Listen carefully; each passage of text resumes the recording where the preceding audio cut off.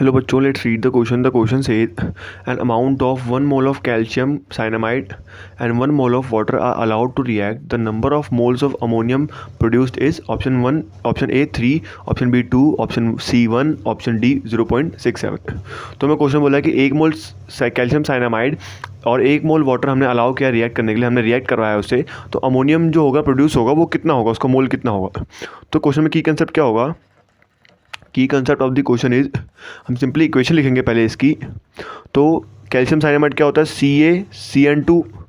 तो CaCN2 plus H2O gives us CaCO3 plus NH3. ये equation हो गई हमारी सिंपली. सो इसको हम क्या करते हैं, पहले बैलेंस करते हैं. तो CaCa हमारा एक है, कार्बन भी एक ही है, हमारा N2 और N यहाँ क्या है 3 है. तो N यहाँ हमारा 3 है और यहाँ हमारा N एक ही है. तो हम क्या करते हैं पहले सिंपली यहाँ तो N एक ही है और यहाँ N2 है, तो 2 को इससे मल्टीप्लाई कर देंगे. तो यहाँ जैसे हम करेंगे तो H कितना बन जाएगा, H हमारा बन जाएगा 6. तो यहाँ भी H6 बनाने के लिए हम क्या 3 से मल्टीप्लाई कर देंगे और 3 O भी है, यहाँ भी O3 है. तो हमारी क्या होगी, रिएक्शन बैलेंस हो गई. तो हम अब क्या करेंगे, 1 मोल हमारे पास क्या है, 1 मोल कैल्शियम साइनामाइड का है और 1 मोल हमारे पास वाटर का है.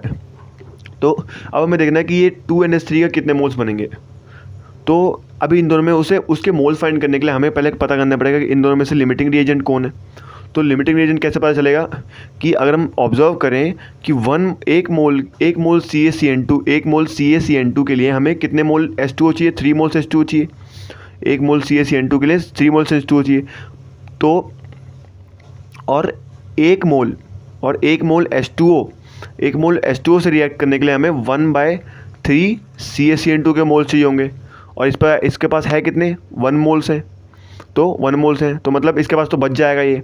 तो पहले ख़त्म कौन होगा, पहले H2O ख़त्म हो जाएगा ना, क्योंकि इसके पास तो 1 ही मोल है और चाहिए इसको 3 मोल रिएक्ट करने के लिए, और इसको चाहिए 1/3 मोल रिएक्ट करने के लिए, पर इसके पास 1 मोल है. तो पहले ख़त्म कौन होगा, पहले ख़त्म होगा H2O और बच जाएगा हमारे पास CaCN2. तो जो पहले ख़त्म होता है वो हमारा लिमिटिंग रिएजेंट होता है. तो H2O हमारा क्या हो गया, लिमिटिंग रिएजेंट हो गया.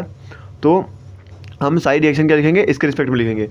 तो 3 मोल H2O के लिए, 3 मोल H2O से हमें क्या 2 मोल NH3 प्रोड्यूस हो रहा है.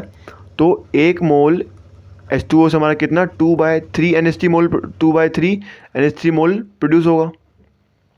सो 2/3 कितना होता है हमारा, 2/3 हमारा क्या इतने मोल हमारे पास अमोनिया होगा. तो 2/3 हमारा क्या होता है 0.67. तो ऑप्शन डी हमारा क्या हो जाएगा, राइट आंसर हो जाएगा. Option D is right answer. Hope you understood it well. Best of luck.